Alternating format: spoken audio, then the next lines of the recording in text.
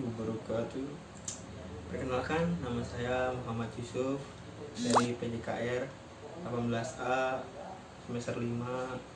NPM saya 18 10 63 10 70 234. Jadi saya akan sekarang menjelaskan tentang manajemen sistem dan administrasi olahraga. Yang pertama itu ada manajemen. Pastinya apa sih manajemen itu? Draft dari Merkic tahun 1998 mengarahkan manajemen sebagai proses keputusan itu dari organisasi target secara efektif dan efisien melalui perencanaan dari perorganisasian, kepemimpinan ini dan pengontrolan organisasi Dabrin, Ireland dan Williams dari tahun 1998 mendefinisikan manajemen sebagai koordinasi dan proses integrasi dan pemanfaatan sumber daya manusia. Nah, dari sumber daya manusia tersebut ada ketenangan sumber daya alam. Nah, sumber daya teknologi informasi tujuannya yang spesifik melalui perencanaan, perorganisasian, kepemimpinan dari pengontrolan dan sistematika kepegawaian. Jadi ada lagi yang namanya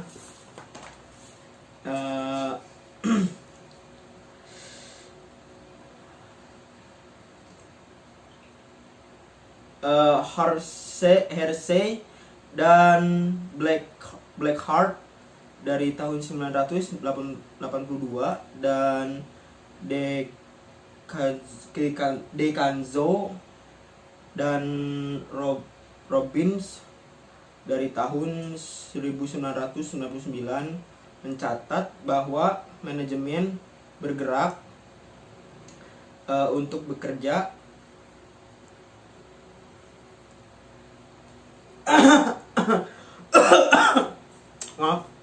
jadi ada manajemen yang untuk bekerja menyelesaikan organisasi target, buku Education dan Administrator dari tahun 1995 yang memiliki penjelasan yang panjang tentang manajemen sebagai proses sumber daya alam yang tersedia dan efektif untuk mencapai tujuan dan organisasi. Dewan Peninjau Manajemen Olahraga dan Pendidikan Jasmani Nasional dan Manajemen Olahraga Masyarakat Amerika dari tahun 1993 sampai 2000 lebih lanjut mengidentifikasikan manajemen olahraga sebagai ladang pembelajaran yang menawarkan latihan. Nah, dan pendidikan spesialisasi yang dibutuhkan oleh individu yang mencan karir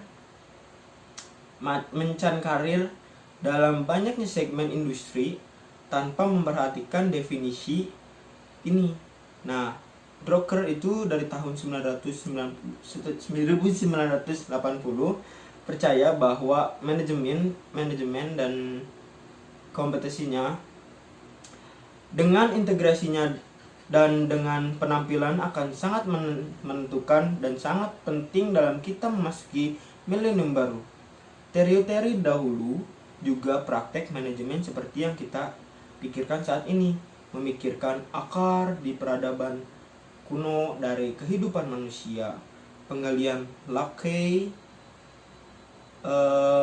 menemukan situs manusia kapak dari Olorgesait di Kenya dan juga dari Ordway Gorge di Tanzania. Kira-kira itu 3000 SM-nya. Tulisan-tulisan kuno dari bangsa Sumeria kira-kira 2500 sm. Nah, bukti-bukti fisik dari Machu Picchu dan Vilcabamba, tempat perlindungan terakhir dari bangsa Inca di Peru, piramid-piramid dan makam di Beni Hasan di Mesir, tembok raksasa itu di Cina.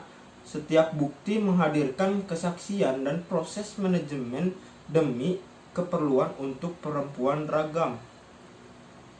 Nah, budaya masyarakat, beberapa contoh lagi nih,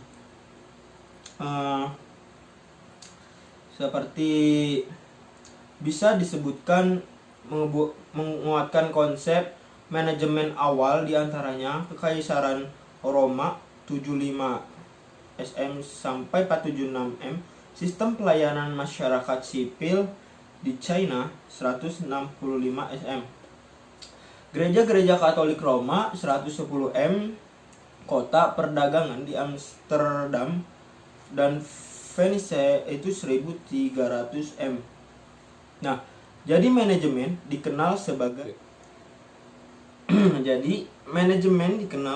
proses dari integrasi yang dirancang untuk meraih pencapaian. Nah, yang teratur, terorganisasi dengan maksud tertentu, dengan hasil yang sangat berarti. Istilah manajemen didapat dari kata dalam bahasa Prancis manager, yang berarti digunakan dengan hati-hati, dan juga dengan kata dalam bahasa Italia Minegri, yang berarti mengendalikan. Istilah tersebut sangat sering digunakan pada sistem pelatihan kuda dan lambat laun dipakai untuk operasi militer dalam peperangan dan pengorganisasian kembali militer yang berhubungan dengan pengembalian atau kontrol.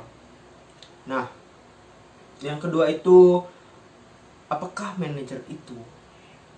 Jadi, seorang manajer itu adalah seorang yang aktif secara khusus dan merupakan bagian dari proses manajemen. Secara spesifik, seorang manajer adalah orang yang melakukan perencanaan untuk mengambil keputusan, mengorganisasikan staf-stafnya, memimpin, memotivasi, sekaligus mengontrol sumber daya organisasi mereka, dan adalah itu anggota organisasi yang berkoordinasi, berintegrasi, mengatur untuk menjaga, mengawasi, dan bekerja langsung dengan anggota-anggota lainnya. Nah, menurut Robbins and Coulter 1999, manajer dapat merupakan seorang guru pendidikan jasmani, pelatih olahraga yang direktur olahraga, komisaris liga, general manager dari sebuah tim profesional, direktur klub kesehatan, direktur klub golf, manajer dari country club, manajer pusat kehubungan, dan lain-lain sebagainya. Manajer bisa jadi dilibatkan dalam sejenis posisi dan sangat bertanggung jawab terhadap posisi yang dia tempati, karena industri olahraga yang melibatkan uang sampai triliunan dolar. Nah, yang ketiga itu ada mengapa mengajar karir di manajemen.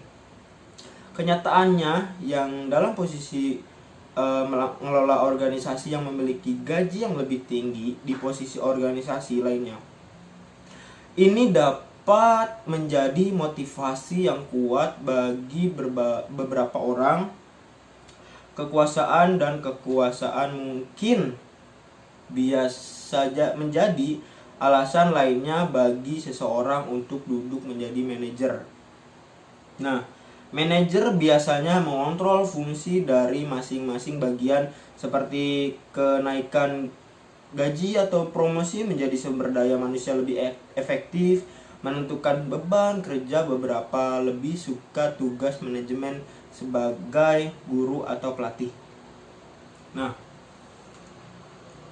yang lain suka berkreasi, membangun atau terlibat dalam ide, pembuatan, dan kerja. Akhirnya seseorang masuk ke dunia manajemen dan menjadi manajer dengan berbagai macam alasan yang berbeda. Nah, ada juga prinsip-prinsip manajemen dan struktur organisasi. Beberapa prinsip yang paling penting adalah sebagai berikut. Nah, jadi yang pertama itu kita bakal mengetahui struktur manajemen organisasi harus menjelaskan pendelegasian, tanggung jawab, dan tanggung jawab untuk tujuannya. Nah, organisasi harus dipenuhi secara efisien dan berhasil. Nah, manajemen juga harus mendelegasikan kewenangannya untuk individu yang bertanggung jawab. Nah, ini kekuasaan dan tugas yang terkait harus ditetapkan secara jelas untuk menghindari tumpang tindih yang berwenang. Kebanyakan nih, kewenangan itu formal terkonsentrasi di bagian atas dan cenderung menurun sebagai salah satu bergerak penuruni tangga.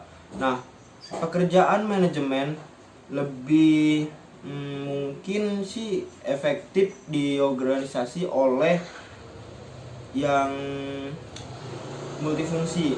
Doktrin kesatuan atau kesatuan perintah menyatakan bahwa semua orang yang terlibat dalam jenis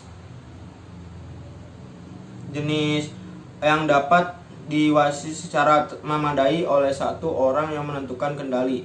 Manajemen yang sukses tergantung pada komunikasi yang penting untuk keefektifan manajemen karena waktu, membantu menghindari pemborosan dan aplikasi, dan mendukung kerjasama antar departemen dan staf.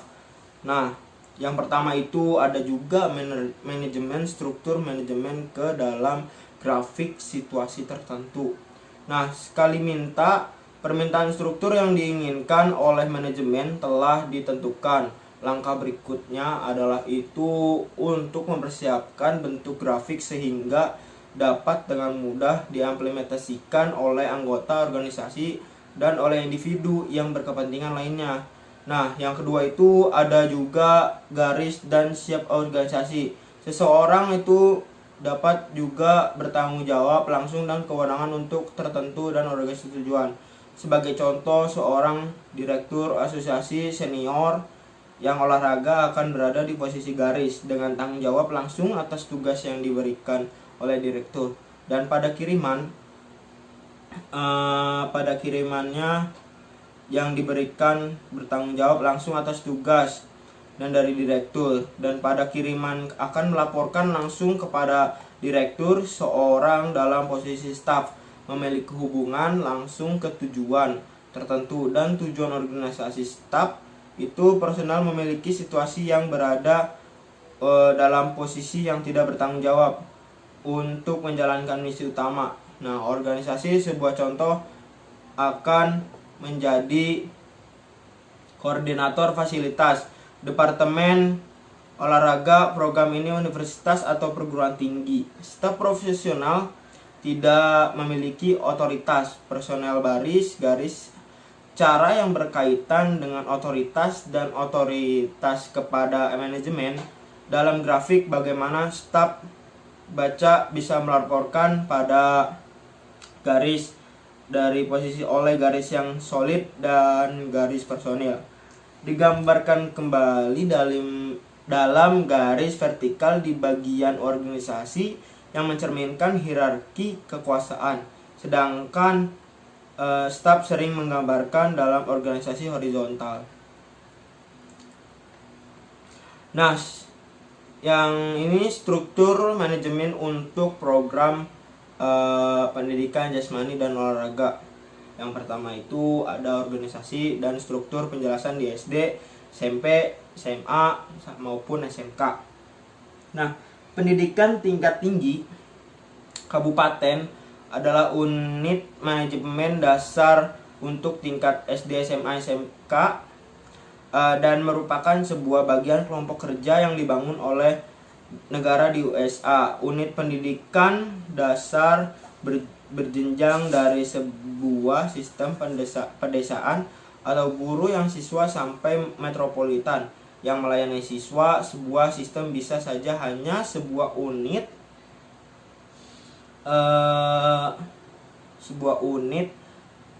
yang pemerintahan yang independen atau bagian dari pemerintah. Nah, pusat, daerah atau unit administrasi untuk kerangka pemerintahan dari sistem tersebut adalah bagian pengembangan sekolah. Pengembangan sekolah terdiri dari kepala sekolah, wakil kepala sekolah, sekretaris, dan bendahara. Nah, kepala sekolah bekerja langsung di bawah pengawas sekolah dan bertanggung jawab sebagai penghubung pertemuan-pertemuan para pengembang sekolah.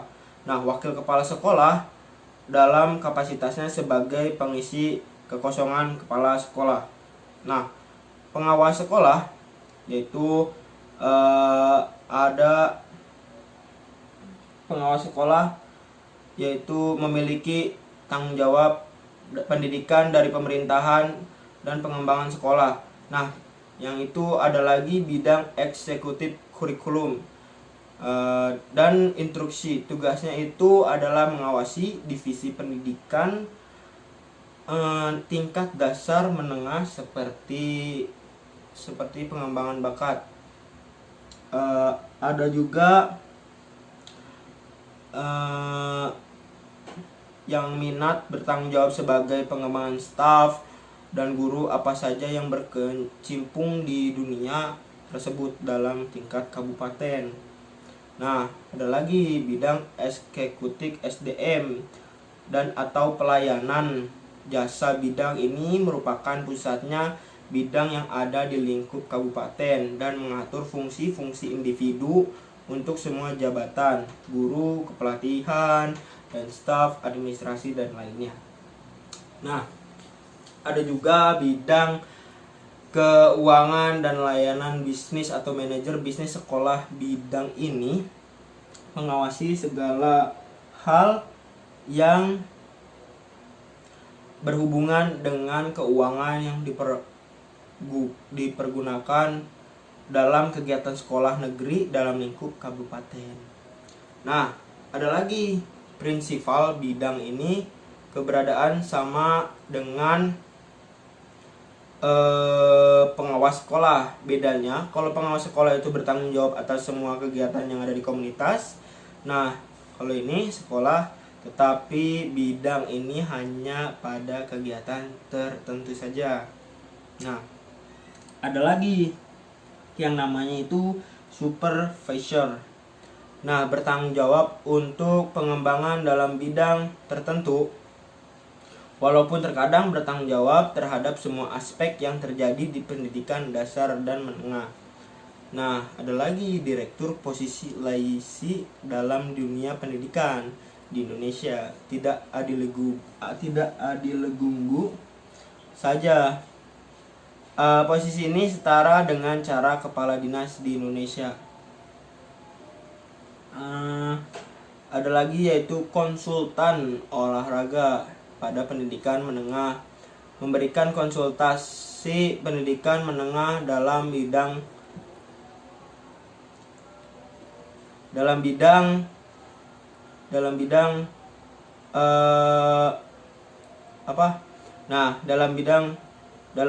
ini menengah dalam bidang olahraga, ekskul yang berhubungan dengan olahraga intinya mah. Nah, yang kelima itu struktur dan organisasi Penjaskes di tingkat perguruan tinggi dan universitas. Penjaskes di tingkat perguruan tinggi dan universitas terdiri dari 4 komponen, yaitu pertama instruksi dasar atau program kegiatan fisik, kedua itu program keguruan, ketiga program non keguruan seperti kepelatihan dan sebagainya, dan keempat itu program kursus tingkat perguruan tinggi. Nah, yang ketiga dari bagian terbesar itu adalah administrasi olahraga. Kata administrasi berasal dari bahasa Belanda, yaitu administration, yang artinya segala kegiatan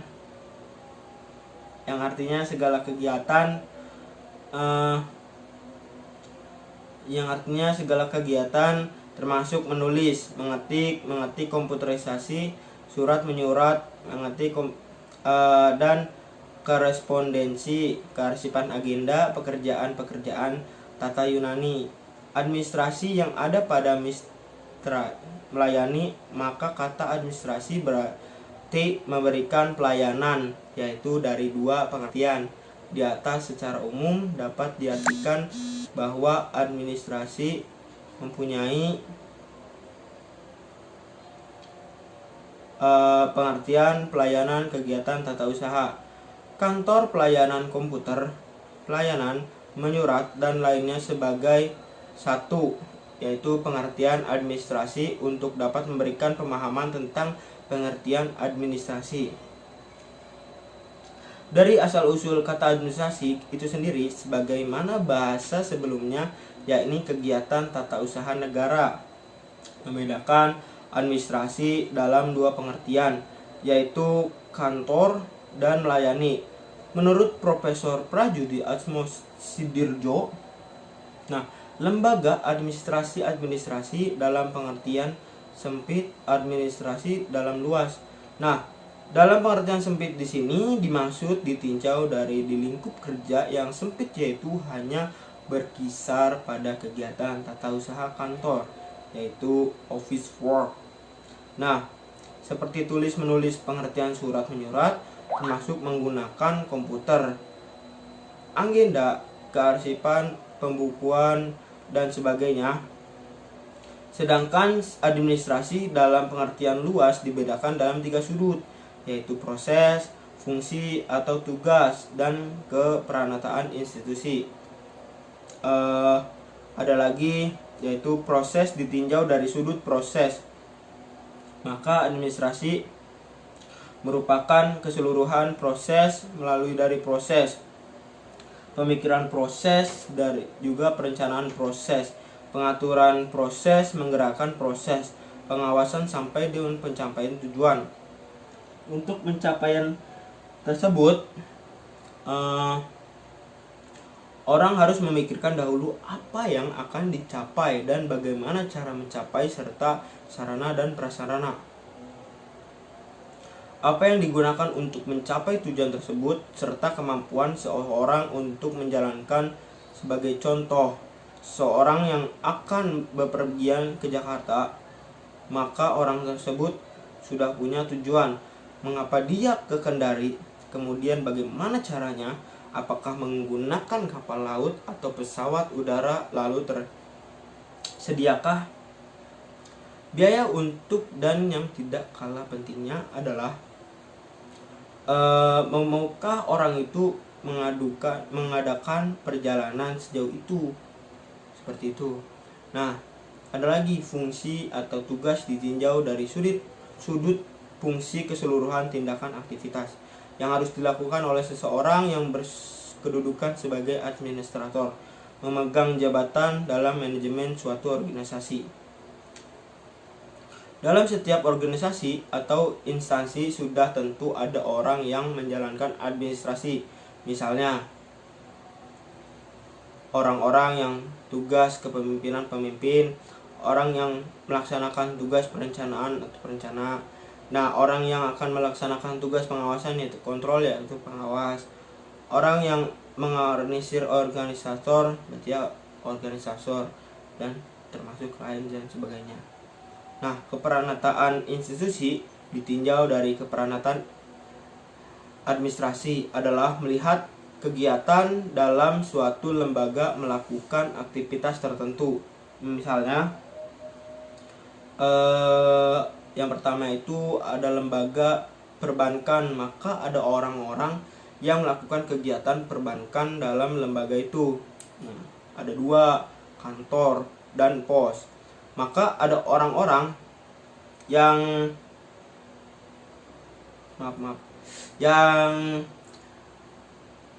baru melakukan kegiatan pengiriman barang dan lainnya. 3, kantor pajak.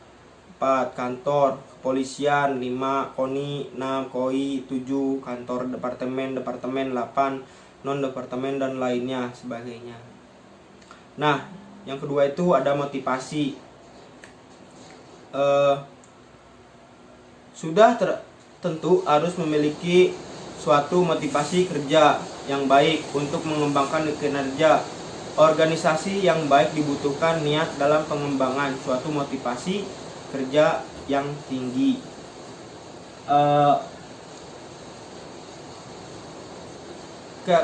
Karakteristik dari sebuah motivasi kerja itu antara lain kemampuan seseorang dalam meningkatkan pelayanan dan prestasi pada organisasi atau departemen pada semua tingkatan.